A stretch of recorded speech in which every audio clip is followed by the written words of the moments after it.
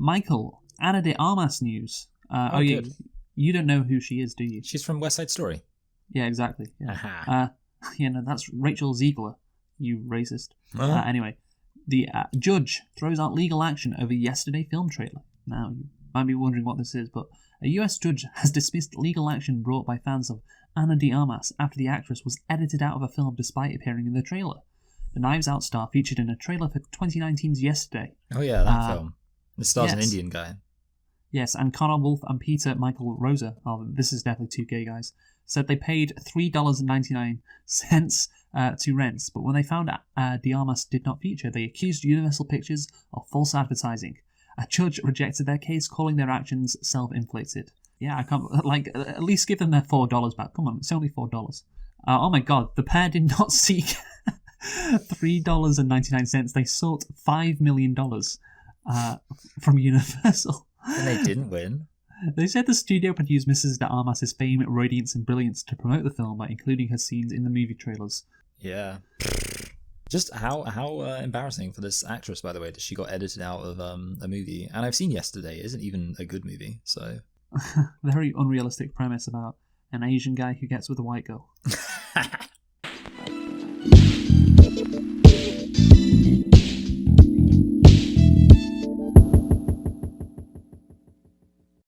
Hello and welcome to Select and Reflect, the movie review podcast where we look at films that have come out in the near and distant past, we give them a couple of watches, and evaluate them beyond first impressions. I'm your host Michael, and I'm joined as always by my co-host Luke, and this week we are celebrating the 25-year anniversary of Waterboy, and is it the 20-year anniversary of Radio? And that is the only thing that these two films have in common, is that they both were released a multiple of 5 years ago. Yes. But that's the only reason we're reviewing them. But of course, the other reason we might be reviewing them is because it's the start of the American football season, I believe. Yes. So when this comes out, the first week of games will probably have already been played. And yeah, college football's already starting, which of course is relevant to the Waterboy. But yeah, the American football's involved. But there's another connection, isn't there? Between the Waterboy and Radio. They both feature very exceptional individuals. Yes. It is shocking, and I'm actually quite enthused by your choice to talk about these two films, because I didn't know what Radio was, and at first I just assumed it was like some random Adam Sandler film I hadn't seen before. So I was like, we're just going to review two Adam Sandler films. But I actually think, yeah. Sorry, did you still think it was an Adam Sandler movie? Like halfway through. No, I was going to say in the first scene with Cuba Gooding Jr., very noticeably acting like a mentally handicapped person. Did you think, oh, what Adam Sandler film is this? Yeah, I think I just expected Adam Sandler to show up at some point. I know what happened. As soon as I realized that it was about American football, I was like, okay, so it's probably not that it's another Adam Sandler film. It's that it's a American football film. But yeah. The similarities between this film are genuinely quite interesting in terms of like evaluating the difference between them. Hey, I can pick them. Yeah. Yeah, the Waterboy and Radio. I don't know if these movies have ever been compared, but obviously there are similarities. Yes, we have this.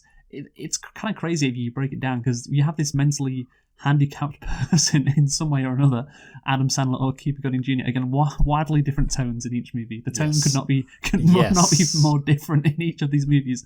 But each of these characters gets bullied by the football team, and then basically joins the football team. Of course, Adam Sandler gets bullied by two football teams. Yes, exactly. Yeah. Then Radio, of course, joins the football team to become a mascot. Adam Sandler becomes a defensive linebacker. They inspire everyone, basically. And one's a comedy and one's a serious drama. I don't think these movies have ever been compared before, like we said. But yeah, the similarities are there. When did you first start realizing there were similarities, Michael? Because of course, what did you watch first? Radio. So I watched Radio first. So I think I kind of could have already expected, because I have never seen Waterboy before, but I have heard of it. Oh, you've never seen it before? Oh wow. No. There's actually quite a few of the Adam Sandler like classic films, like the quote unquote good ones, that I haven't seen. I only watched Billy Madison like a few years ago for the first time. The two good ones are Happy Gilmore and The Waterboy. Yeah. I don't think Billy Madison is good. Yeah, I don't like. Yeah, I thought Billy Madison was a bit overrated. But yeah, I mean, obviously he's also starred in like the kind of like serious films like Punch Drunk Love or whatever. But yeah, what I think I could have already predicted that Adam Sandler would be playing someone who's an like idiot. But I think what really drove it home was the point where you realized he basically has a kind of menial job where he's kind of just associated with the yes, the team while they're playing, and then obviously he becomes viewed to be instrumental in their success. And I was like, okay, yeah, this is like even more similar. But yeah, I wasn't that surprised to see him behaving like a mentally handicapped person. Yeah, and I know that. Yes, but so we're going to obviously talk about the Waterboy first, and then we're going to talk about Radio afterwards, because I think the Waterboy is a more popular movie. Yes. And I kind of want to talk about this movie more because I enjoyed this movie more. And yeah. So anyway, let's get into it. So The Waterboy is a 1998 American sports comedy film directed by Frank Coraci. It was written by Adam Sandler as well as Tim Herlihy. The movie stars Adam Sandler, Kathy Bates, Peruzza Bulk, Jerry Reed, and Henry Winkler. The movie came out on November the 6th, 1998, so we're kind of close to its 25-year anniversary. And yeah, Michael, can you guess the budget for The Waterboy? 20 million. No, 25 million. I both two really good guesses there because it's 23. Oh, wow. Okay. Yeah. So no, you really got the right range there. How about the box office? How much did this make? It made 100 million. Oh, you so nearly went less than half. Oh, wow. It's it's 190 million. Okay. So yeah, this did very well. This is very successful. I think a lot more successful than even Happy Gilmore, although I'll have to check that. But yeah, this movie was a great success for Adam Sandler. Of course, he'd been more established. This is 2 years after Happy Gilmore, and yeah, I think it's a better movie, to be honest, than Happy Gilmore. I like this movie, but Michael, do you like The Waterboy? Well, it's really difficult for me not to compare it to Radio.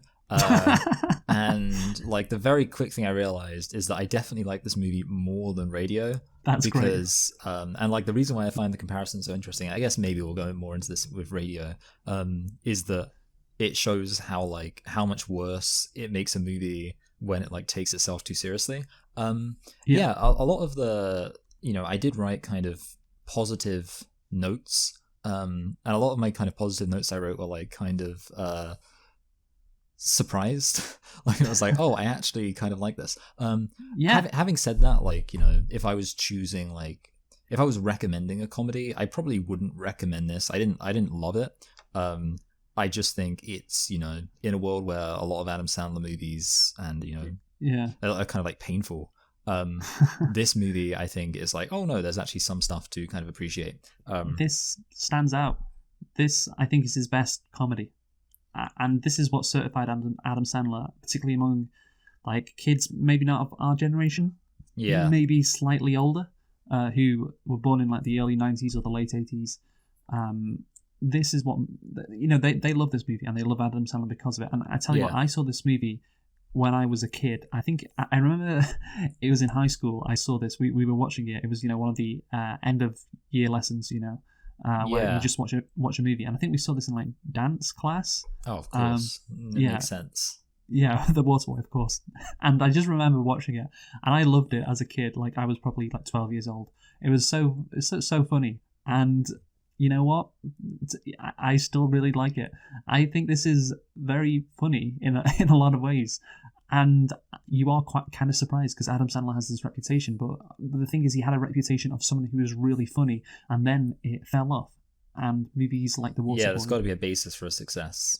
Yeah, like why was he successful? Why is he still so famous to this day? Why do a generation of people, like I said, born in that time period, the late 80s, early 90s, love him? Because they watch this movie, which is perfect, I think, if you're 12 years old. But even somebody who is, in their 20s now, you can really appreciate it. And yeah, I do have positive things to say about this movie. Like you said, you were pleasantly surprised.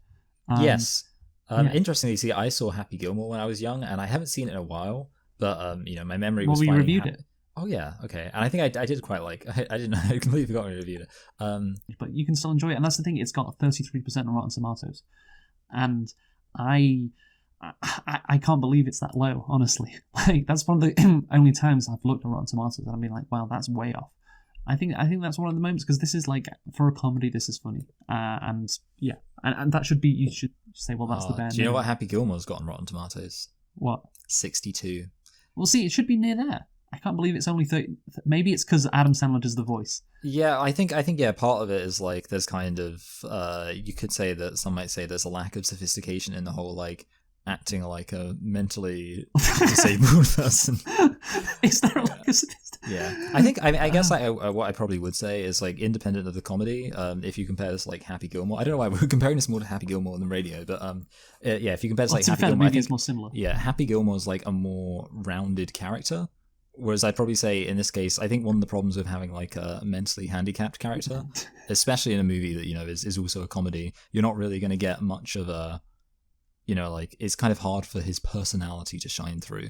No, I disagree. I think his personality does shine through. I think, to be honest, it's better to have a character like... No, the key thing is, right, the key thing is it's not really about the character.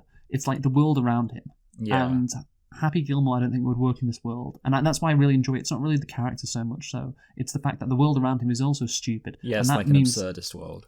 Yeah, it's an absurdist world that he's in, and that means this character can be more absurdist. It can have this stupid voice, and it can work. Bobby Boucher is a Waterboy for a struggling college football team.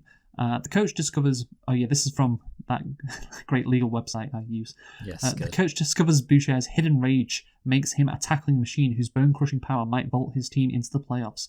The concept, of the Waterboy getting picked on and then turning into the star, of course, is kind of funny. And and I think this is why I really enjoy it. It mocks the South and indeed college football in the South. Like it's a broader comedy, because Happy Gilmore, it's a fish out of water. That's, it doesn't really mock golf that much. It kind of takes a few pot shots at it, but this is there's so much more range, or so much more jokes that are possible if you're just mocking everything to do with like the South and college football. Louisiana. Louisiana. And do you know where the idea for the Waterboy came from, Michael? Well, I mean, you could almost speculate that it could have been inspired, because, as we know, Radio is based on a true story. So it could have been inspired by that true story, but I don't know if that was true. It was one thing I was wondering if you were going to say that, like, but I feel like that would have been too offensive if they were, like, took this actual story of this and like made a joke out of it. So no, yeah, where the idea come from? Somebody from Saturday Night Live, probably. Well, Adam Sandler on SNL, yes. Oh yeah.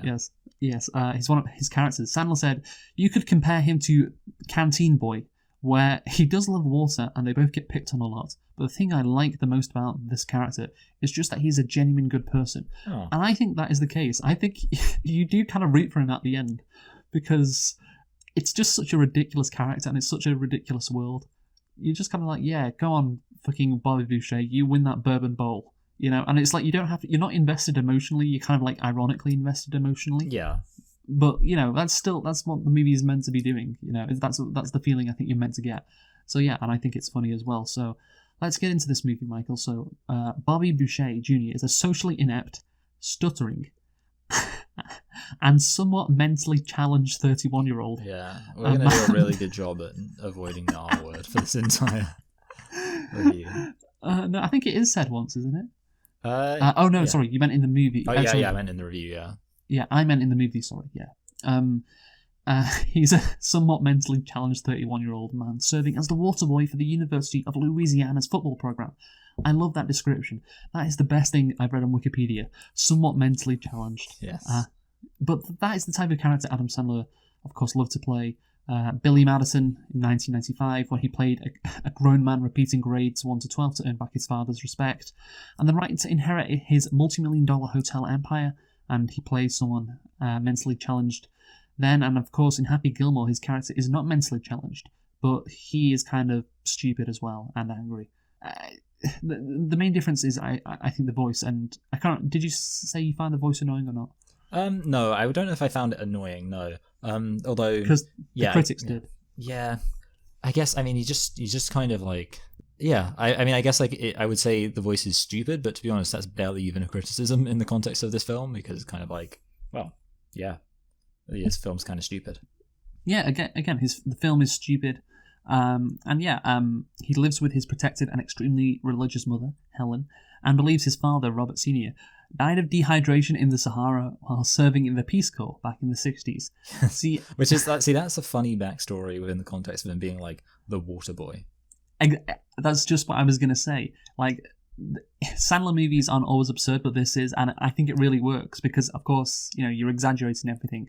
And the reason, of course, like you say, he's a water boy is because his dad died of dehydration in the Sahara Desert. So he's like, that's never going to happen to anyone on my watch. And it's such a ridiculous motivation, like you highlighted, and that's what makes it funny because of how absurd it is. And I do love absurdist humor in general. So that for me, in the context of this movie, it really works. I don't know. You agree, obviously. Yeah. I do agree that that's like very funny as like a reason why he's a water boy. And it's like, I think in general, like his kind of obsession with water, like he's so enthusiastic about water, is funny. Yeah, no, that is funny, yes. Also, the new team he joins, the Mud Dogs, have lost 40 consecutive games.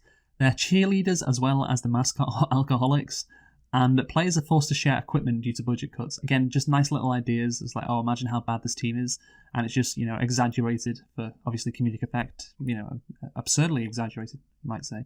Writer Tim Herrely said the story was intended to invert the formula of Sandler's previous films. This is what I was talking about with Happy Gilmore, where Sandler was an extreme character surrounded by regular people. With Happy Gilmore, he said, it was a very straight world that he was the disruptive element in. The pressure was all on Adam to be funny as Happy, whereas this was like a funhouse, crazy version of a Southern college football milieu. And it was the first movie where things were funny when Adam wasn't on screen. The pressure wasn't even on him. Yeah, and I agree, and that's what makes it funnier. Like, if there's just more opportunities for jokes, if you're mocking everything, there can be jokes, left, right, centre, jokes about anything, basically, to do with the South, and of course, like, is it like kind of like shooting fish in a barrel with the South, honestly? Yes. But, it is over the top. That's what makes it fun. It's exactly my kind of comedy. It's exactly what I think makes the best comedic movies, where you're not just relying on one person or one character to be funny. Happy Gilmore was kind of ridiculous, but there's just more opportunity for comedic moments, and in this movie, Happy Gilmore doesn't fit in with the golf world. That's the joke all the time, and that's not as good as just the amount of jokes you can make. So as the players constantly bully Bobby, the Cougars head coach Red Bellew fires him for being disruptive during the 18 years of his employment. I like how he's called disruptive and radio's called disruptive as well. Yes. Yeah, they use that specific word as well, which is great. Bobby approaches Coach Klein of the South Central Louisiana State University Mud Dogs, and is retained as the water boy on a voluntary basis. I like how the acronym for his new university is SCLSU, and his previous one was just UL. Yeah. Wait, so it's just because it's very long, and that's like kind of ridiculous. Yeah, that's long even for college football. Yeah. South Central Louisiana State. Yes, and that's the thing. There is no University of Louisiana, apparently. Oh, really? Apparently, that's the case. I think there is a Louisiana University in Baton Rouge. Yeah. Because I thought I'd heard of LSU as a thing. But... Oh yeah, no, mate, is that it? LSU, Louisiana State University. I think that's what it is. LSU. Yeah. But there is no just Louisiana University. Is that the case? I think that might be the case. I do like how everyone just bullies this water boy for no reason. Again, even his new team, like, he's just doing his job, and he's doing it like very well, it seems, which I think has to happen for the comedy to work, because he just gets abused for no reason whatsoever, and it just makes it just more ridiculous. Like, if he was bad at his job, it would make more sense, but like, again, absurdist comedy is the best, so yeah, you just have to have him bullied for no reason.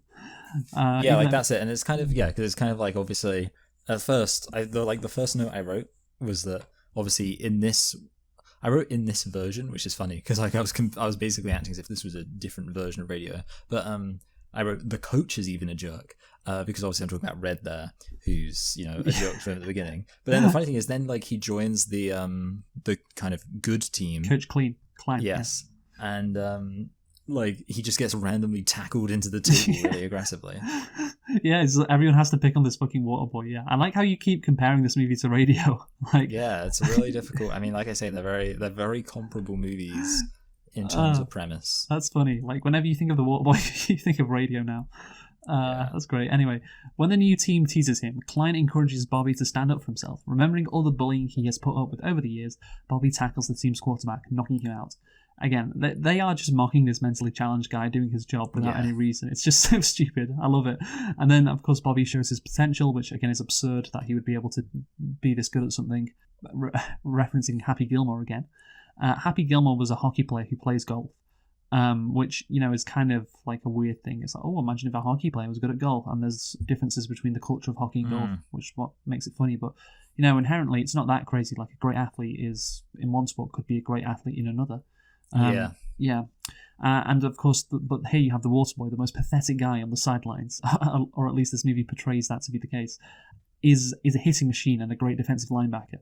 I have to say it's probably not as creative as Happy Gilmore as a concept, because it's just like, oh yeah, imagine if this guy who was pathetic was really good at football, like this macho sport.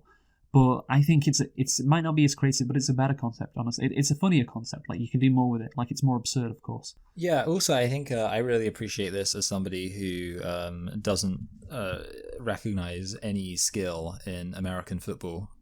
So it's good to see, because I feel like the obvious criticism of American football is just, oh, you just run into somebody and you just smash into them hard. And that's it. That's the skill. Well, that is so to see it be performed by a literal... mentally challenged it feels very validating. Yes, well, things are a lot more complicated in the NFL in terms of schemes and all sorts, but and that is just one position, defensive linebacker. But for instance, if you are a safety, you have to be a lot smarter. That's the people at the very back. How the quarterback throws it long to the receivers who are running down the field. The safety has to the safety is often marking like several people and has to it's basically you're the one who you keep the bad guys back. The bad guys back. The opponents. Yes, and of course the quarterback has to be very smart because there's so many plays, so many things he can run, he needs to look at the defense, maybe make a change, make an audible. But anyway, Bobby Boucher's position is I would say it's like actually at the NFL level it's more complicated, but the easiest job or the least mentally stressful job I would say is like the linemen. Those are the people who line up, like they just smash into each other right away, the offensive linemen and the defensive linemen. That's the easiest job. But I have also always thought American football wouldn't be that fun to play as a sport because, like, for example, like if you're a defensive lineman or linebacker, you could go the whole game without touching the ball. Yeah, I was gonna say that's what I always feel about American football. It seems like it's very kind of just like there's a lot of wingmen in it, a lot of people who are just kind of playing second fiddle. The quarterback is so important. Like the quarterback is the be all and end all. There's no position in like American team sports. Maybe team sports in general, I'm not sure, which rely so heavily on just one position. Yeah, it should be called cuckball, really. Because basically, the entire premise is that unless you're like the one guy who's like the entire team just exists to make the quarterback look good. Yeah, I mean, certainly at the NFL level, like if your quarterback isn't good, it's going to be a really tough time. And that's the thing, like the quarterback has to be the team lead. They have to get guys to play for him. Because a lot of those, you're just pounding another guy, in a pounding another guy. Is that what you're doing? In a non-homosexual way. For like an hour. In the straightest way possible. You're just pounding another guy for an hour. Yeah, just wrestling in the mud for an hour. Another guy. Yeah, just getting really all up in the mud. Another jacked guy, yeah. That's the thing, like if you're doing that for an hour, you gotta love like playing football or like really want your team to win or really like you want to help your quarterback, who of course is the star. Anyway. So the movie, of course, makes fun, Michael, of the South and Louisiana specifically. In I think all the ways you would expect. The training staff are like stupid. You have Cajuns who can't speak, like Farmer Fran. Yeah. Who's just like this crazy Cajun farmer, which is a great character. Again, it's just so you can't add that character into Happy Gilmore, wouldn't make sense. But you can in this movie, which is just a nice comedic element which you can have. And they are all cross-eyed as well, or one of the players is cross-eyed. Yes. They eat snakes, they eat squirrels, they eat gators. Yeah, like the whole like Louisiana thing. Like literally, like this feels like it feels like it would be like basically they could only get away with it because Louisiana is white. Even though I know a lot of Louisiana is like not white, but it's like basically by having it be like, they're just swamp people who live in shacks and eat fried alligators. You're like, yes, this is fine. Yeah, it's just a parody of people who live in Louisiana. Yeah, I don't know why this. Like at one moment when I was watching this, I thought about True Detective season 1, and I was just imagining like randomly there, because obviously like one of the things with that show is that you got like just how like backwoods and like run down like rural Louisiana is. I was just imagining like you had like a crossover. Well, yeah, that's the thing. It's a stereotype, I guess, but that means it has to be based in some truth, and that this is, it's Louisiana. The professor as well. The professors look like Colonel Sanders as well. In general, just everyone is dumb. But they sure do love their football, which is like very true. Like that is the essence of Louisiana or the South in general. It's like they love their college football. Like I recently watched a documentary on the Florida Gators. So this is the University of Florida in Gainesville, which is like in Central Florida. And they were really good. Again, this is the South, and they were really good between 2007 and 2010 with their coach Urban Meyer. And yeah, they played LSU in a number of big games, Louisiana State University, and basically like college football is more important than like professional sports. Yeah, in the South. Yeah, in the South, and it's like life. It's so big. And it's kind of fucking crazy how you... Wait, are the Georgia Bulldogs a college football team? Yes, they are, and they are the two-time national champions in football. They won the last 2 years. Okay. Yeah. You know that my wife's family comes from Georgia, and her dad has a lot of like Bulldogs merch. He's got like a mug that says Bulldogs. Well, you know what? My cousin, who comes from Georgia, who never really cared about the Bulldogs, now has Georgia merch because the Bulldogs are very good. So there you go. So many connections to Georgia. But yeah, the Bulldogs are very good. There's also the Alabama Crimson Tide. Alabama, they're fucking massive. They're probably the most revered football team in college football team, Alabama, because of Nick Saban. But yeah, it's just so fucking... that's how you know it's like a hick sport, when like literally it's like, yeah, the most revered place is Alabama. That's where the prestige lies. Yeah, the Crimson Tide. Yeah, no, that is true, but that's literally the fucking case. There are some good football schools like Michigan up north. Michigan's quite good, and Ohio State, which they're quite good. But yeah, no, like the South is where it's at. But yeah, that's the thing. It's like it's so fucking big, and yeah, it makes sense to do if you're doing a parody of college football, it better be in the South. Anyway, Bobby reconnects with his felonious childhood love interest, Vicky Valancourt. Vicky Valancourt, what a great character! What a great name, by the way, Vicky Valancourt. I always remember that name. Helen forbids Bobby from seeing her, insisting that she is the devil. Like that's a good thing going on, like the relationship with the mum. Yeah. I love when his mama asks him about the gorilla punching him in the eye, and Bobby goes, "No, mama, the search continues." Like it's just a really funny, understated line, but it's great delivery from Adam Sandler there. Even though he's doing a stupid voice, I love that line. And yeah, and then of course later she puts up the sign as well, the gorilla. Like it's just absurd, but that's what to me it makes it so funny. I also like it was kind of like, obviously Kathy Bates is quite a serious actor. Yes. And do you know a story actually about Kathy Bates in this movie? Oh no, I don't. I don't know this story. So she got sent the script and she read the first page and she said, "No, I'm not appearing in this shit." But then I think her niece or nephew really liked Adam Sandler, so told her to be in the movie. Then she did it. Yeah. Oh, that's interesting. Yeah. Because obviously one of the things I kind of wrote down was just like, oh wait, she's actually she's kind of a good actor, and she kind of works for the role. Pretty funny, pretty. I don't want my Bobby playing foosball. That's the great thing about this. Like, just when you speak with a Louisiana accent, it's just automatically funny. And say stuff like that. It's great. It's fucking great. So, seeing Bobby's potential, Klein tries to persuade Bobby to play on the team, and of course shows him his behind, doesn't he, Michael? Oh yeah, I like that scene. Again, just an absurd scene. Imagine Henry Winkler doing something like that. This he's not normal, but like this mild-mannered guy having that tattoo. But I wish it was Henry Winkler. Of course, they got a double. Well, just could have been. Yeah. Yes, I was thinking that. Yeah, you could tell it was a fake butt, and that ruined it for me. Well, I'm not sure it was a fake butt. It just wasn't. It was. Yeah, you could tell they got a professional butt model in there. Yeah, just wasn't Henry Winkler's, which would have been great, but whatever. Yeah, I can't masturbate to that. Great. So Bobby becomes a feared outside linebacker, and the Mud Dogs go on a winning streak. Again, the party after the first win they go to, the professor randomly being there, and then he gets hit later as well. I don't know. I just love that running joke I don't really like running jokes that much but it's so unexpected. You know when he gets hit by the baseball? Yes, sorry, I was trying to remember it. Yeah. Yeah, and he hits him in the head like that. I laughed at that just because of how unexpected it was and how it was a nice callback. But yeah, I do like how also the team slowly warms to Bobby as well. And then at the games, like all the crowd, like Clint Howard, are wearing those beer hats, you know, but with water in them. So yeah, I mean, that's the thing. That right there is when he says later, "I'm not what you would call a handsome man." Yeah.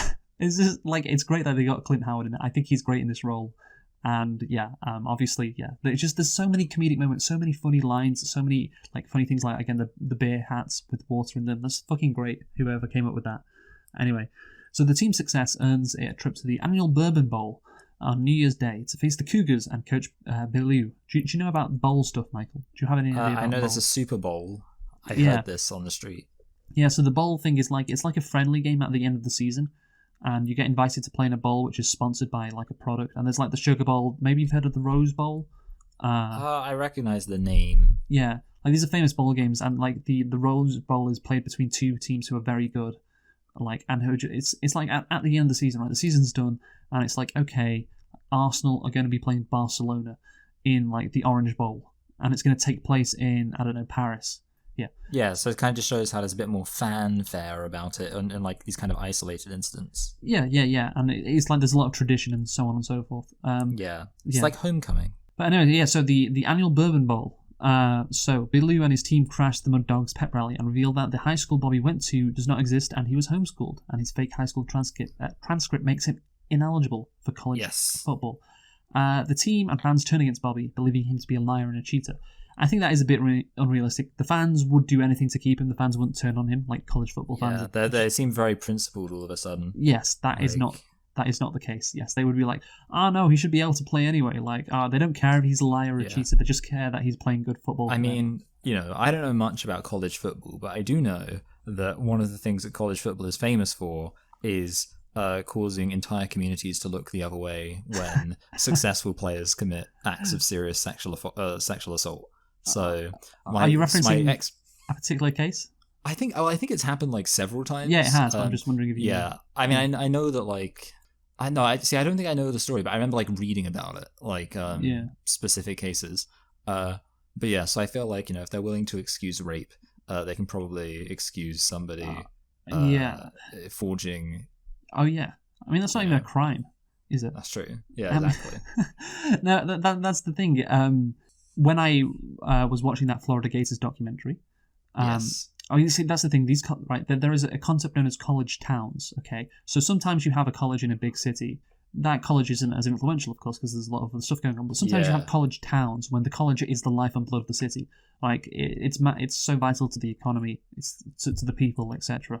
The college dominates everything, and therefore, like if you are influential in the college, like you're a college, you basically run the town. Exactly, and there were many Florida Gator players who did some bad stuff. Who they got released because the sheriff got them out because it's you play for the university, you're one of our star players. Well, that drug charge, we're going to drop that. There was a problem arresting you. The procedures weren't followed, so we're going to throw it out, and you can still play for the football team. All good. It's like that classic line. Forget it. I can't think of like what would be a good name. Wait, what is Waterboy's name? I've already forgotten. Bobby Boucher. Yeah, forget it, Bobby. It's college town. Yeah. Okay. Great. Yeah. But that's the thing. That would be the case. So that's a bit unrealistic. But what is realistic? Is Bobby would not be allowed to play college football without graduating high school. That's a genuine thing, and of course it makes sense. He didn't graduate high school. Of course, he's too dumb, or his mum homeschooled him, or whatever. So yeah, he can't play college football. Yeah, that's a good plot point. And the coach, of course, knows this because he's been with Bobby for years, and is like, this kid's too stupid to do anything. So yeah, Klein convinces the National Collegiate Athletic Association, the NCAA, to let Bobby play if he can pass. I was actually going to say just about Klein. I liked the reveal that like Klein was the one who faked it for him. Oh yeah, I thought it was like quite a good kind of like it almost made him seem like a kind of deep character. Oh well, that's the thing. They do a character arc with Klein. Yeah, they do a genuine character arc with the coach, and that's great, which I'll get onto right now actually. So Bobby has to pass a GED, and Klein apologizes to Bobby and admits submitting the fake transcript because he was desperate to get even with Coach Bellew. 20 years ago, Klein and Bellew were assistant coaches at Louisiana, and Bellew stole and took credit for Klein's playbook. He was promoted and Klein was fired. Klein suffered a mental breakdown and became unable to come up with new plays. I like how the movie gives this coach a character arc, and I think Henry Winkler, by the way, is great in this movie. It's the perfect role for him, and like you're rooting for him as well, to prove he is tough enough and can get back at this coach. Tussinus, as a famous Ed Miliband would once say. Great Adam Miliband reference in this college football comedy.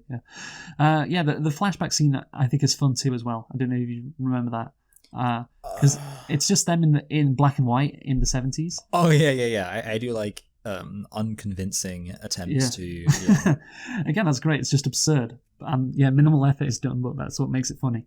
And they establish that he can't finish plays, and then the movie pays it off. Like, this movie puts a lot of effort into this kind of thing, which is crazy for an Adam Sandler comedy, but I think this is why it's so good, because the script cares about everything.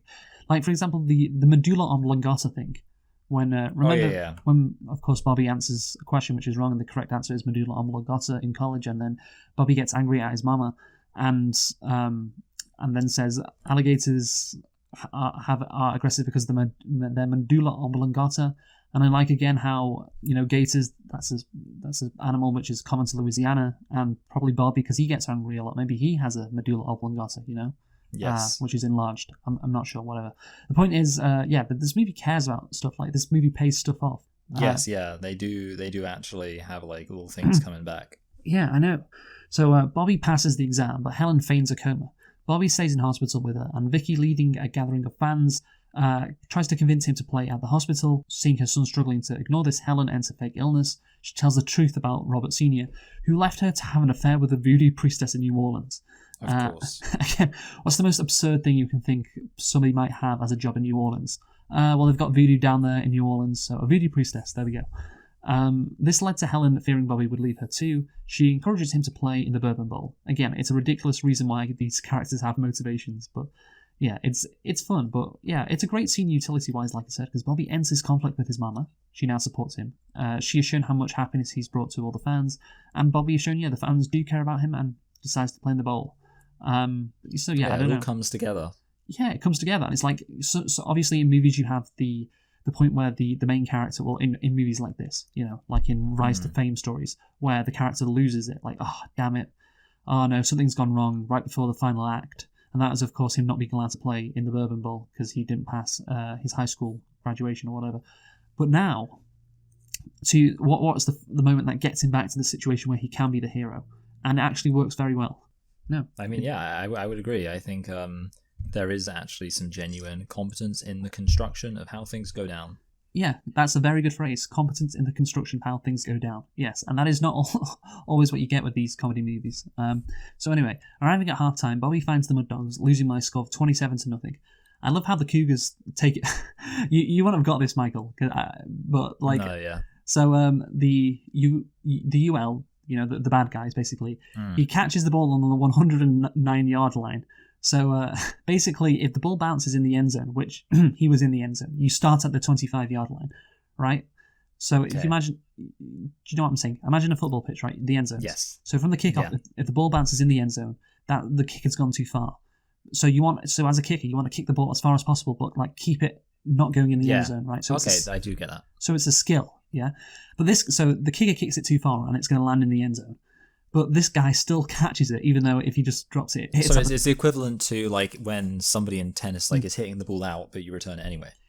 Exactly. Yes, that's a great thing. Like the ball is, it's kind of different as well because like he's so confident he can take this back for a touchdown. Like in tennis. Oh, okay. I see. Yeah. Yeah, in tennis, the point has already been won. It doesn't matter if you hit it or whatever.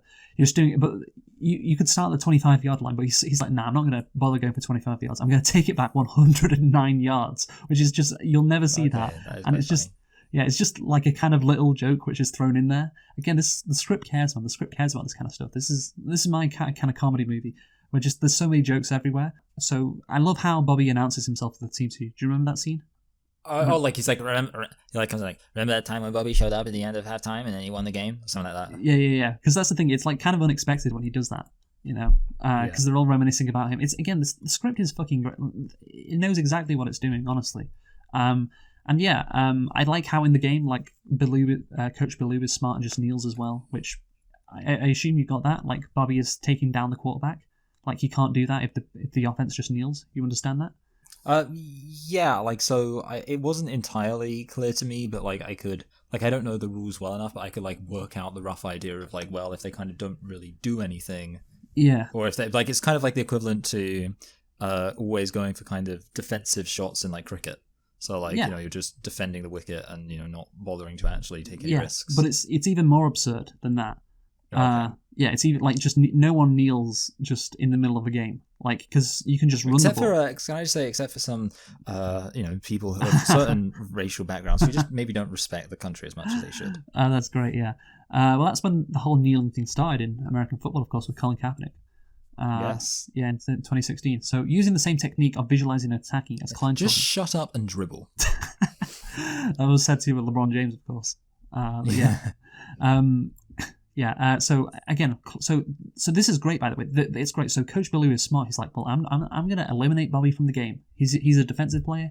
He's not going to be doing any defensive plays. Okay, so now it's all down to the offense now. But of course, Coach Klein is not a good offensive play caller because he's lost his confidence. So then, then Bobby turns the lesson back on him, saying you need to visualize an attack, and that allows Coach Klein to compete. That allows Coach Klein to complete. Shut up. This allows Coach Klein to complete his character arc. There we go. Good job. Like everything just falls into place really well here.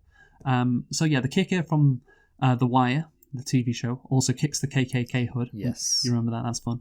And Bobby is revived with water. The Alaskan water, plays different positions to help.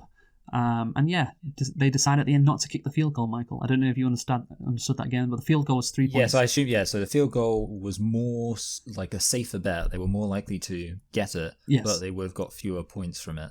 Yes. Well, the field goal is almost from that range. It's a guaranteed. Like, it's going to go in like 95% of the time.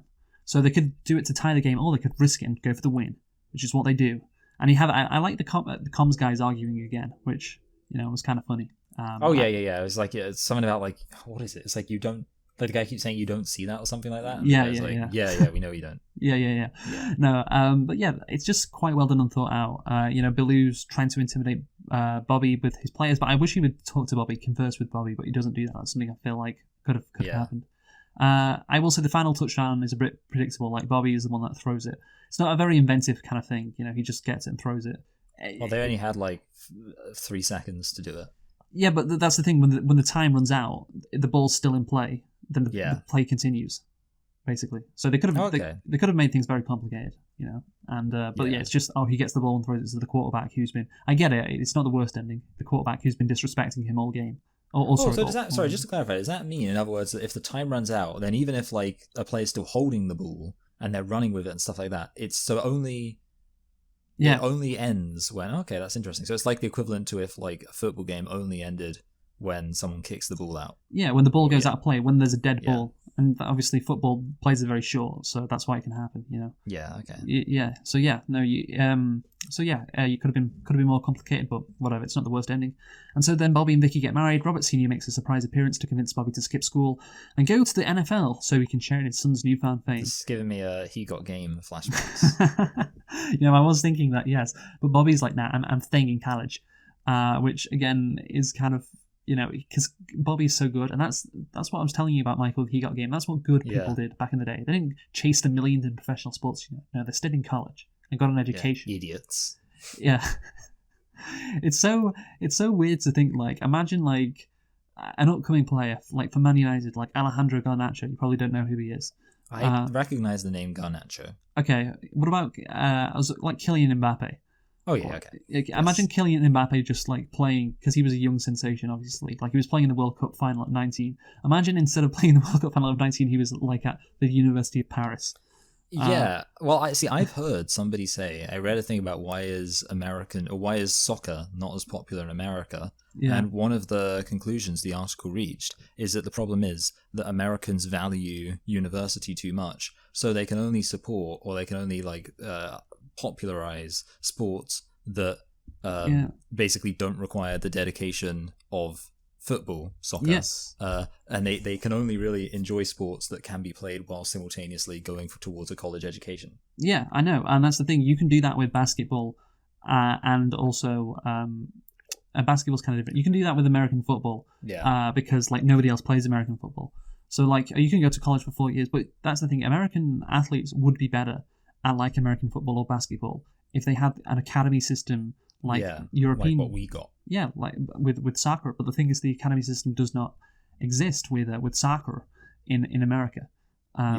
So therefore, like and that's you can get away with it in American football. Your athletes are still the best because no one else fucking plays it. And with basketball, it's kind of different because it's very easy to play basketball again and again because of how it's kind of it's a bit different with basketball with AAU games. Because you just need to be tall. In basketball, it's like, oh, you're 7 foot. Oh, that's fine. Don't bother going to practice. Don't work on anything.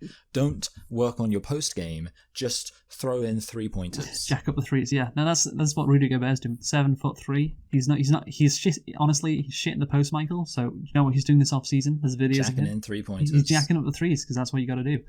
Anyway, yeah. So Helen tackles Robert Senior to the ground, prompting cheers from the attendants. Bobby and Vicky leave on his lawnmower to consummate the I forgot the fact he's just driving a lawnmower. Yeah. Film.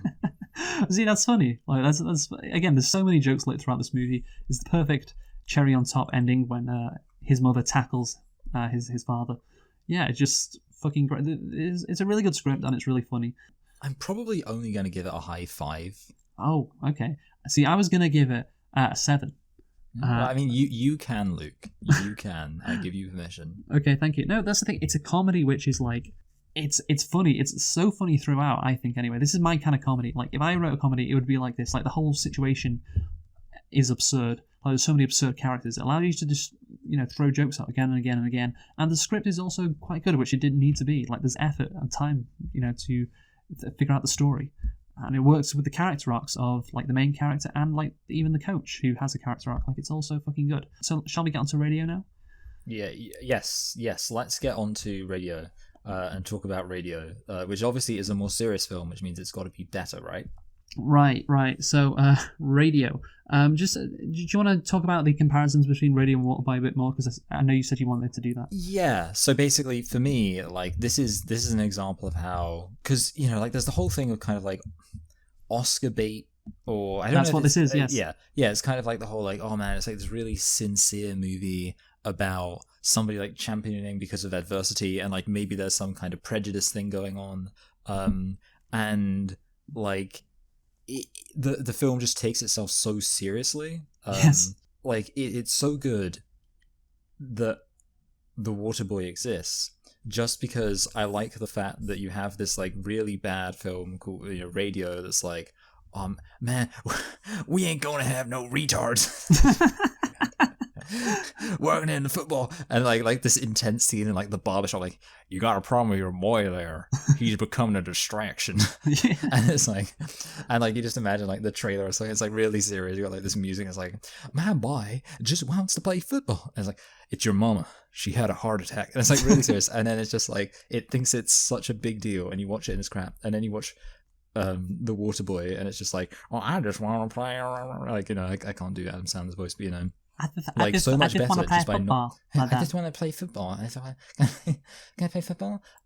Yeah, like basically what makes, like, if you were to, considering that this and Waterboy are such similar films, it's a good example of how there's other aspects to it, but like one of the main things that makes it different is just that one of the films is so obviously like trying to be taken seriously. Yes. Which is just like so embarrassing. That's the thing.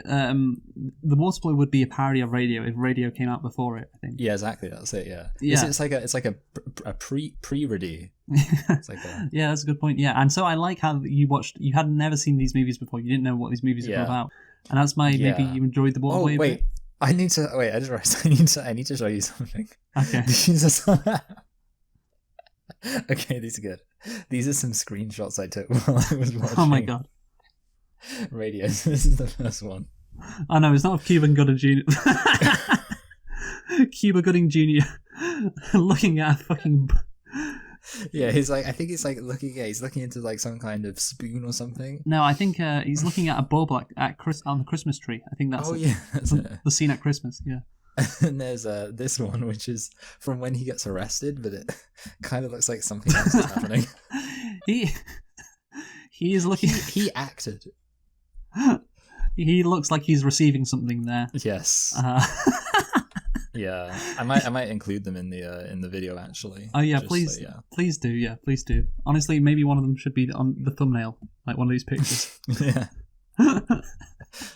Yeah, that'd be good. See, the funny thing is, like, what you could do is you could pick like a really serious kind of a serious looking thing from like Waterboy, and then like one of the goofy things from this, and then people are like, oh, it's that serious movie, The Waterboy versus that goofy comedy radio. In a way, like, I don't know, like obviously I didn't rate The Waterboy like super high, and I do think it was funny, but in a way, I actually. You know how I was like, oh, I didn't laugh at The Waterboy because I was like, in a kind of public place waiting for a bus. I actually did laugh at radio. That's great. And I was in a bus stop. That's great. No, that's the thing. Cuba Gooding Jr.'s performance as radio is more absurd than Adam Sandler's performance as the Waterboy. Yeah. It's more. Did he win? I think I did see this. Did he win a raspberry? No, he got nominated for a Golden Raspberry, yeah. Oh, okay, yeah. He did not win it. Maybe that went to Ben Affleck and Geely, honestly. I don't know.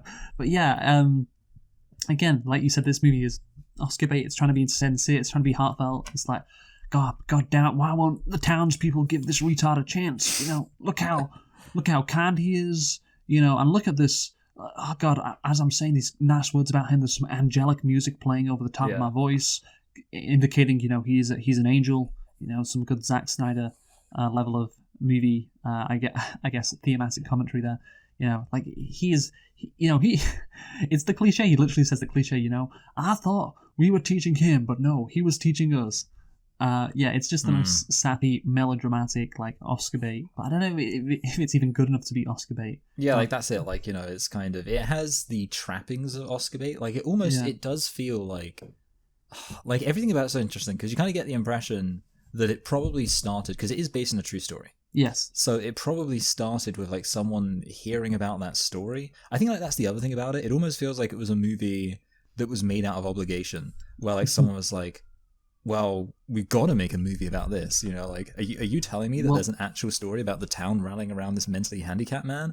Oh, let's make a film about that. Yeah, I read the background to it. There was a Sports Illustrated article, I think, that came out in '96 about it.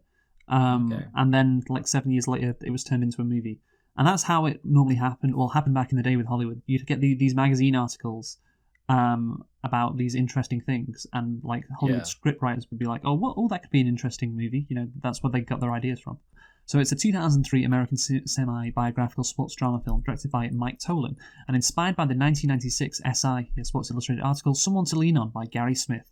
It wasn't. I think like Top Gun was inspired by a magazine article as well. Yes, I do. Yeah, that's the famous one. The article and the movie are based on the true story of T.L. Hanna High School football coach Harold Jones and a young man with an intellectual disability, James Robert Radio Kennedy. So the film also stars Cuba Gooding Jr., Ed Harris, Alfre Woodard, and Deborah Winger. It was filmed, by the way, in South Carolina. So there you go.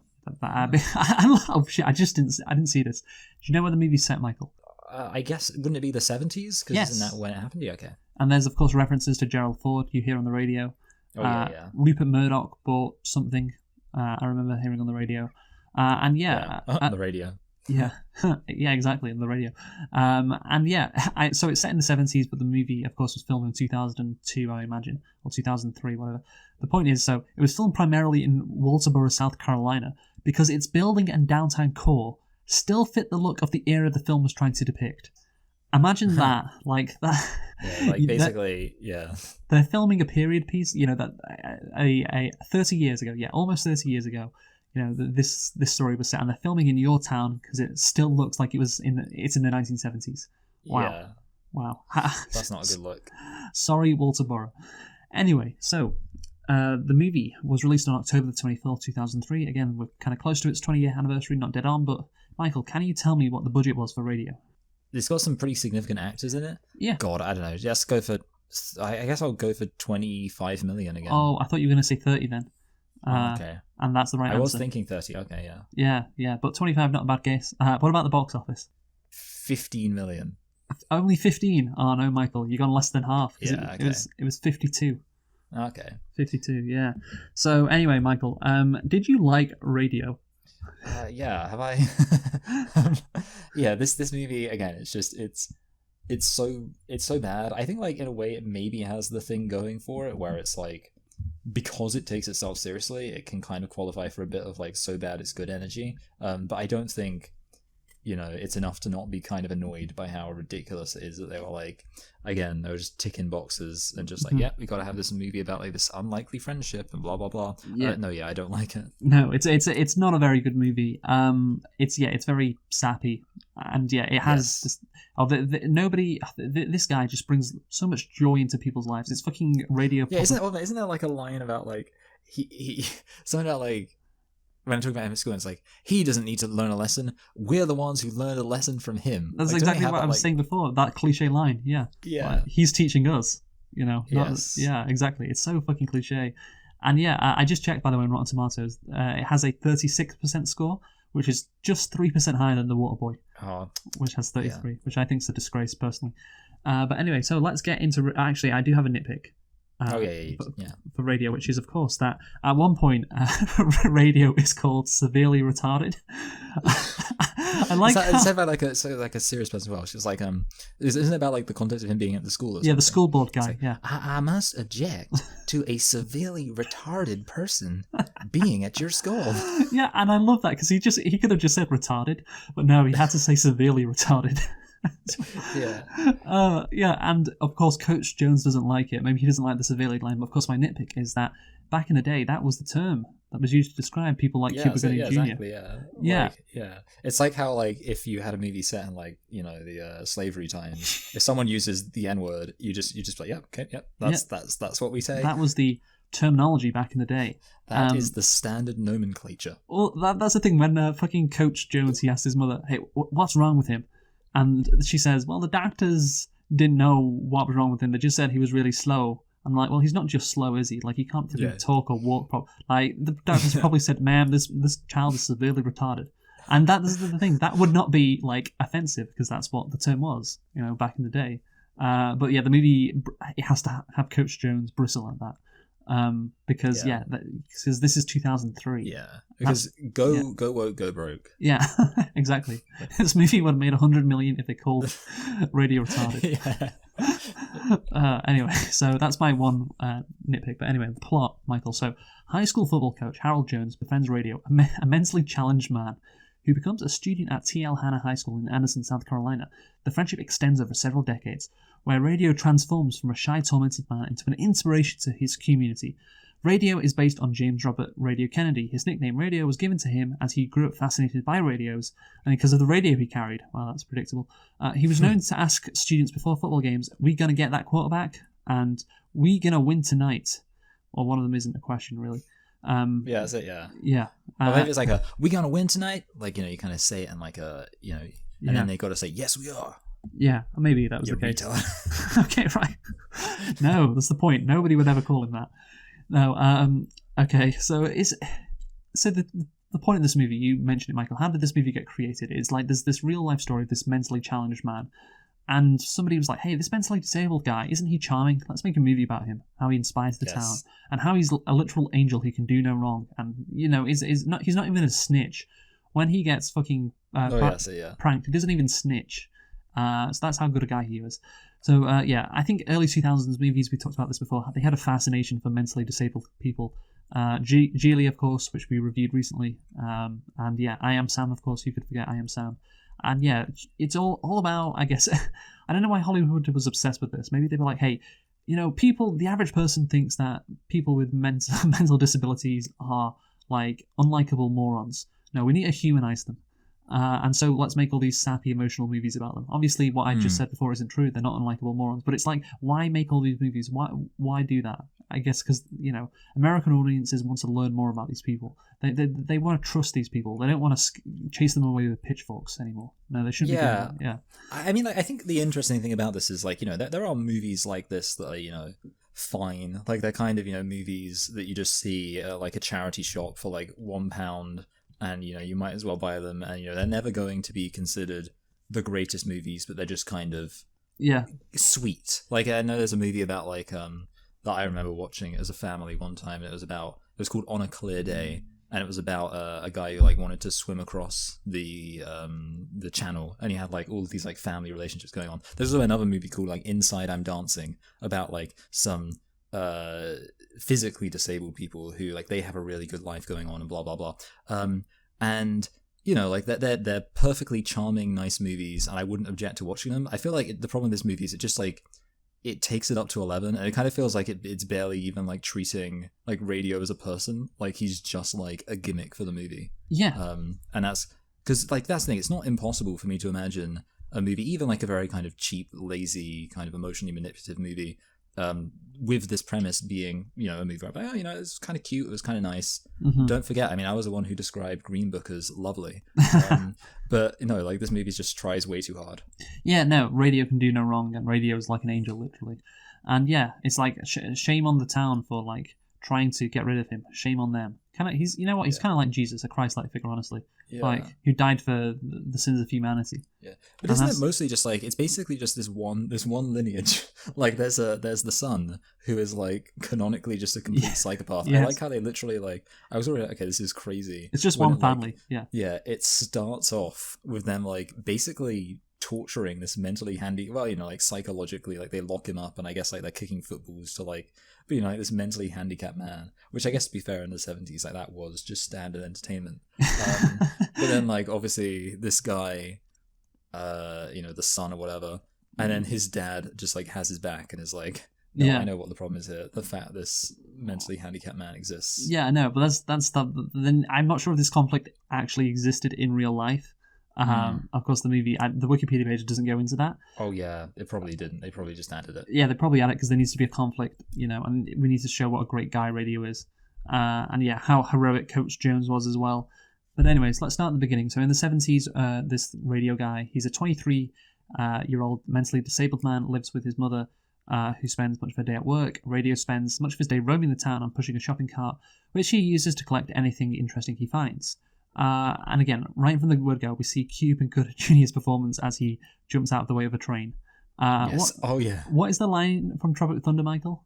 You never go full retard. And when I saw Cuba Gooding Jr. waving at that train, I thought, oh, we got a problem here. This is what Robert Downey Jr. warned us about. And Adam Sandler, he doesn't cross that line in Waterboy, would you say? No, yeah, I would say he kind of keeps it a bit reserved or whatever. Yes, he's just mentally challenged, as Wikipedia said, not mentally disabled. When did you realise, because you went into this movie blind, Michael, when did you realise he was, like, special, shall we say? I think it was probably the second scene.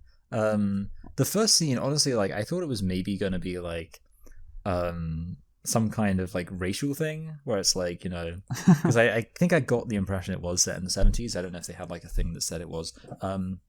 Or maybe it's just because it's kind of like a kind of poor kind of area town, you know, this place where they filmed it. But yeah, like you just see this black guy kind of going along, and it's like, you know, like, oh, you know, is it going to be about him being black? But you know what? If anything, it's a testament to how progressive the South had become. You know, in the 70s, this was only a few years after Jim Crow, and already it was like, there's no mention of the fact he's black. It's just about the fact that he is retarded. I was going to mention that later, but yeah, the thing is, he's black, but that's never brought up at all, to be honest with you. Now, the cop does arrest him, maybe because he is black. But again, the cop gets punished, of course. That's it. Yeah. Yeah, so it's like racism does not exist in this like southern town in the 1970s, apparently. Yeah, and I guess I can kind of imagine that. Yeah, and also I like how like nobody, again, like you also even have like a plot about him like barging into a room of naked showering white girls. And the KKK is just like they were having a day off. Yeah, no, that's the thing. There would be some racism, but the thing is that the head teacher is black and a woman, of course. Which, that's true. Yeah, actually, that's pretty woke. I know, but that's the thing. I'm like, is this really the case? Were things that racially integrated? Because the football team has white and black players. I'm just wondering what the case was. I'm not sure. I'm too ignorant to know. But yeah, the fact that he's black doesn't occur. This movie is like the reverse of A Time to Kill. Like how in A Time to Kill it's like set in the 90s, but the racial politics are like they're from the 60s. Yes. This movie is set in the 70s, but the racial politics are from like 2003. I know. That is the case apparently. So anyway, so Radio pauses to observe the local high school football team. led by Coach Harold Jones. During one session, a football falls out of bounds. Radio collects it and hauls it away. A group of players retaliate by tying Radio's hands and feet, locking him in the gear shed, and throwing footballs at the door to scare him. Yeah. Coach Jones frees Radio and punishes the wrongdoers. Such a cruel thing to do. I know.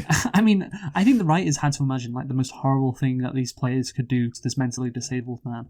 Like, things have to be as melodramatic as possible. Like, I can't imagine, like, people would just do that if you just took one. Yeah, like I said, like, that's, like, the kind of thing you would only do if you're, like, completely psychopathic. Yeah, I know. Like, it's one thing, like, what they do later on in the film, sending him into the girls' locker room. Yeah, like, that, you can understand that as a prank. Yes. But just tying this mentally disabled guy in the shed and throwing balls in, like actually tying him up like properly. I know, yeah. Like imagine like how much you must have been like screaming and freaking out while they were doing that. Yeah, I know. And they're just like, it's just like, well, we gotta just plow on. It will be funny. Yeah, I know. It's just, well, that's the thing. The writers I can't imagine that happening in real life. But the writers were like, right, we gotta, make this this is how he's being treated at the beginning by these football players, and they all got to learn a lesson. And Coach Jones has to basically rescue him as well. And he literally does that, of course, by untying him. But yeah, Jones takes it upon himself to assist in Radio's care and gives him the nickname due to his penchant for listening to the radio. Radio begins assisting Coach Jones and inspires the team before each game as a mascot-type figure. Now that's on Wikipedia, Michael. So okay, I put this is just the Waterboy script without the mentally challenged guy being good at football. That's what I said. But yeah, he's not good at football instead. So therefore he's this mascot. Which is perhaps offensive, I think. Like, he's almost like a pet. It seemed that yeah. Like, that's the thing is, I was kind of thinking that too. Yeah. And the head teacher says, like, he's a glorified mascot. That's what she says. And Coach Jones said, no, you're wrong, he's not. But again, Wikipedia says he becomes a mascot-type figure. So, like, I'm not sure the head teacher really is wrong, to be honest, because that's the sense I got, and that's what Wikipedia put down. And Wikipedia is always right, yeah. No, yeah, I agree. Like, basically, his entire plot or his entire like contribution is just his job is just to be inspiring. Yes, that's his job, to be inspiring. Yes. So Radio's increased attention from Jones is faced with resistance from the football team's parents, who see Radio as a distraction from their own son's success. Again, that word again, distraction, just like Bobby Boucher. Honestly, the thing is, it does seem like he is kind of a distraction, at least like in the actual games, because this guy, this coach, he's teaching his boys a lesson, teaching his boys to be better men, respecting this guy, which they of course humiliated and terrorized. And I'm surprised Radio wants to be around them, but whatever. Like, the story needs to happen, so he is. He's like friendly to the guy's son, whatever his name is. That's just because he's such a good guy, Michael, an angel, and Jesus, he's so inspiring, he's so good, he's got such a big heart. Anyway, but yeah, Radio once at one point shouts out the play on one of the plays. Yes, they're in a game, which again is just the worst thing you can do. And he also is giving penalties away, like trying to antagonize the ref. And yeah, he is actively like making it harder for them to play the game. Yeah, he's two big things which like hurt them like significantly, like a 15-yard penalty, and like I think the play gets broken up and it's an actual turnover. Like, he himself causes a turnover, which is a massive deal, of course, in American football.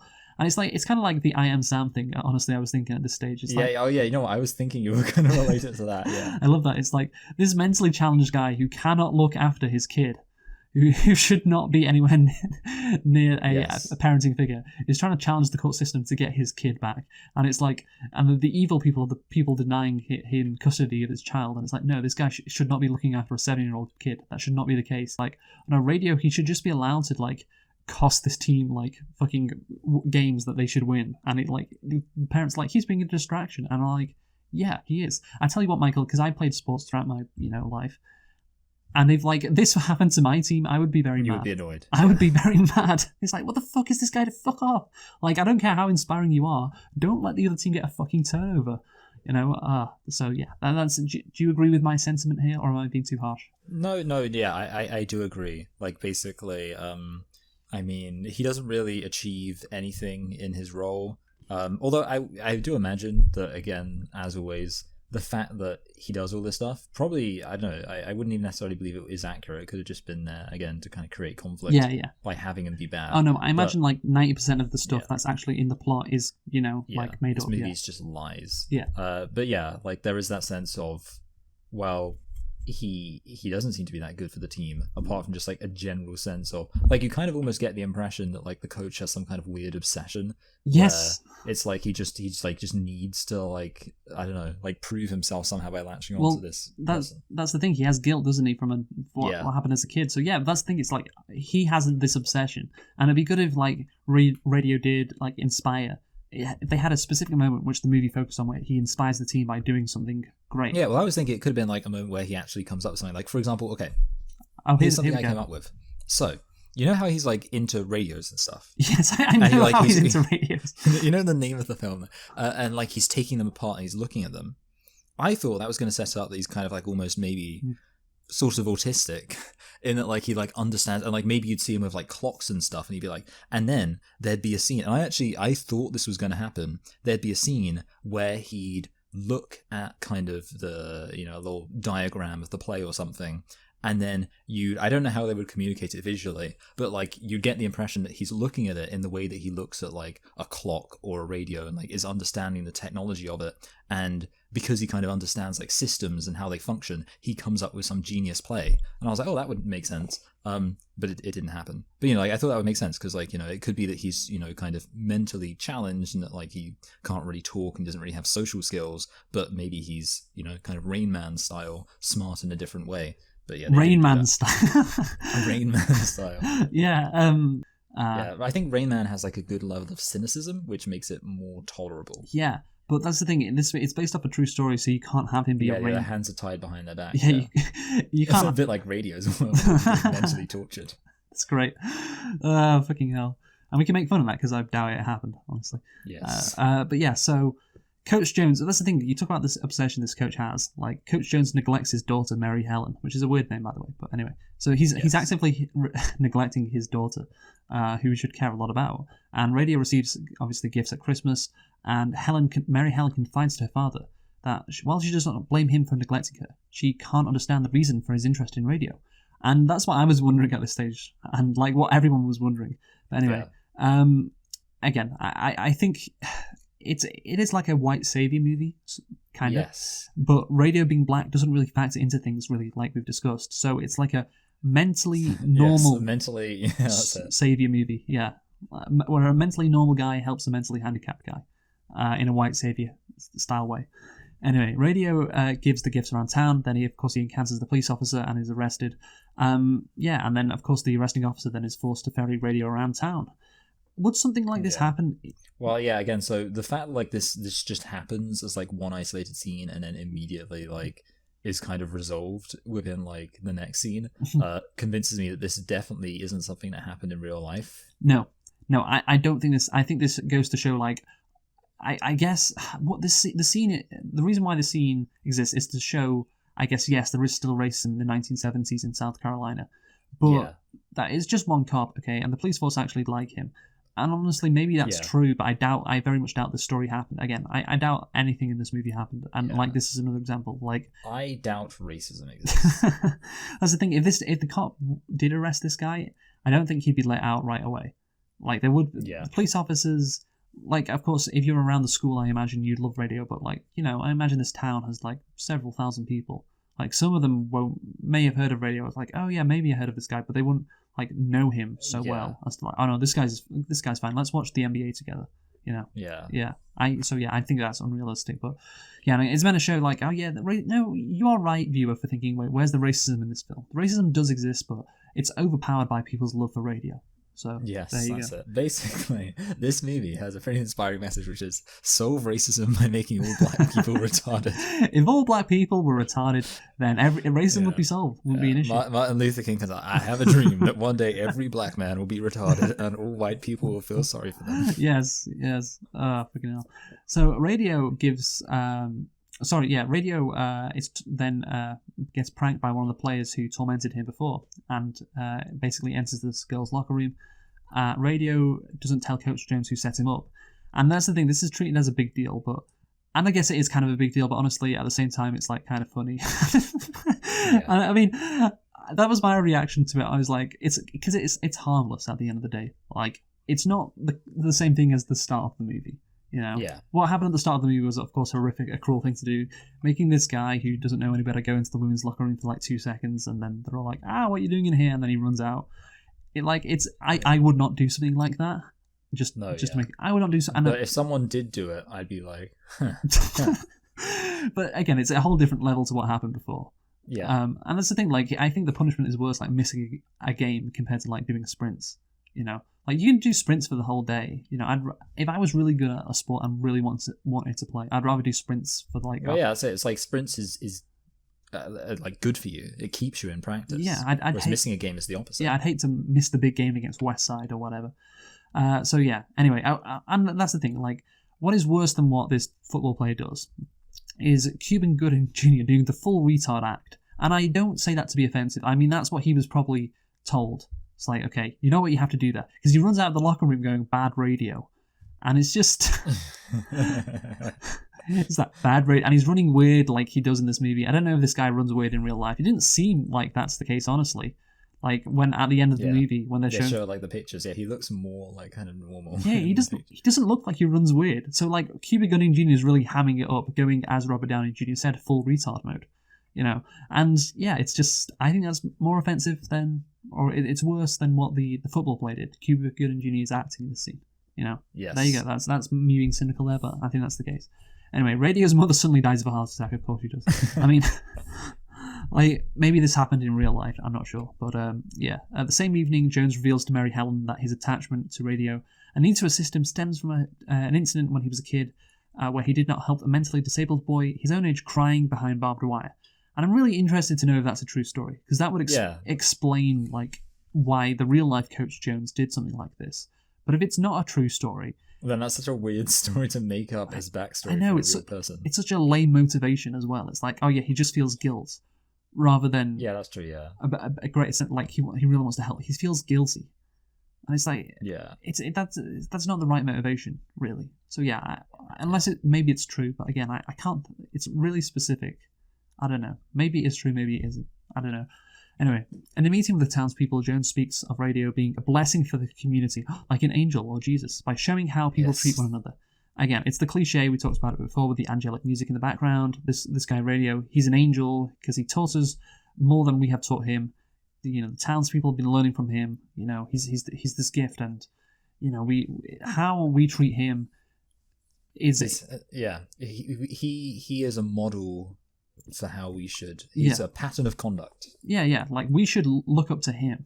Yeah, how we treat him defines us. All of that cliche shit. Which, do you know Subway Jared? The pedo. Yeah. Good. Yes. Love him. Well, that's the thing. Subway Jared was a paedophile, and it was known for a while. It's kind of crazy how this reporter who was uncovered all this about Subway Jared, because apparently she heard him like just say once, like, "Is there nothing sexier than high school girls?" Or was it middle school girls that he said?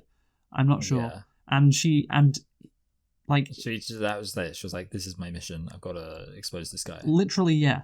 And there could have been absolutely nothing, but she dug into it and found some stuff about him.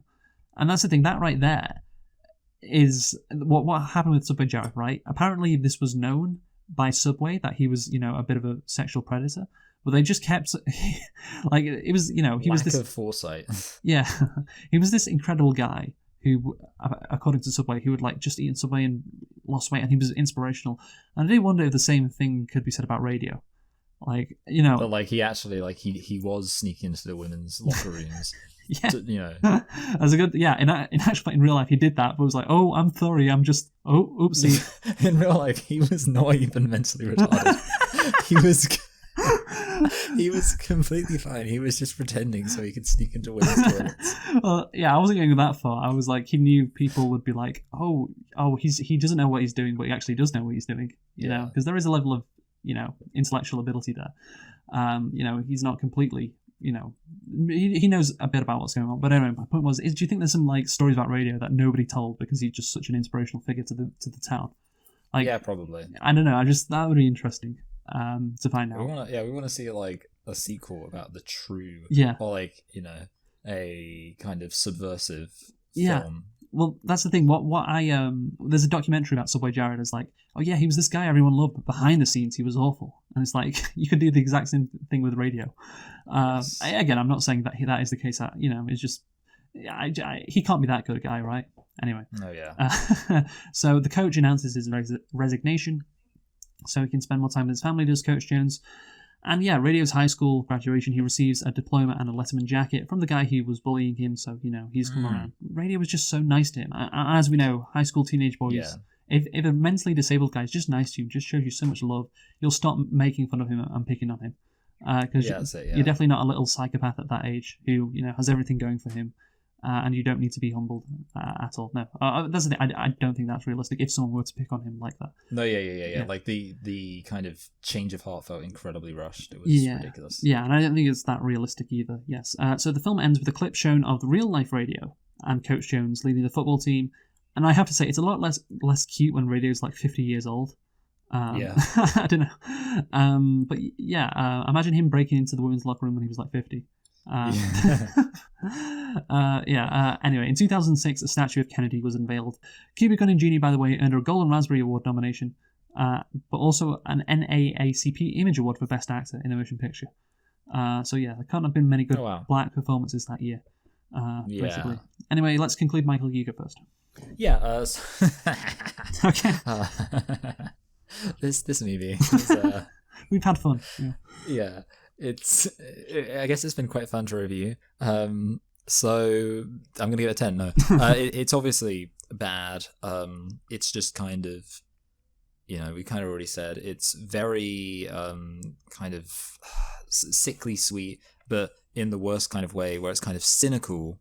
It's cynical, but in a way where it's pretending to be kind of cute and sweet and inspirational. It's just really lame. I'm gonna give it a. I'm gonna give it a middling 2. Just because I think it's kind of boring. I mean, the only thing I can give it credit for again is just entertainment value from some of the dumb moments. But and I also think a lot of the time with like the lower ratings, I kind of am criticizing the attitude of the movie, and I think this movie has a bad attitude. Okay, yeah, I am gonna give Radio out of 10. I think a 2.5 I think is fair. I'm going to give it the same rating as you, Michael. Because I think ultimately, like, it's not offensively bad, and we make fun of it, but it is just like a very dull movie which takes itself very seriously and is sincere and is sappy. Anyway, Michael, what are we doing next time? Next time we are doing we're doing Tiptoes, which I do know about, and I feel like, I don't know, there's another thing going on there of kind of serious actors in ridiculous roles. Yes. So that's going to be great. Let's see I think it's Gary Oldman. Let's see if he lives up to Cuba Gooding Jr. Anyway, join us next time for Tiptoes. Who have you been, Michael? I've been Michael. I've been Luke, and thanks for watching, and goodbye. Goodbye.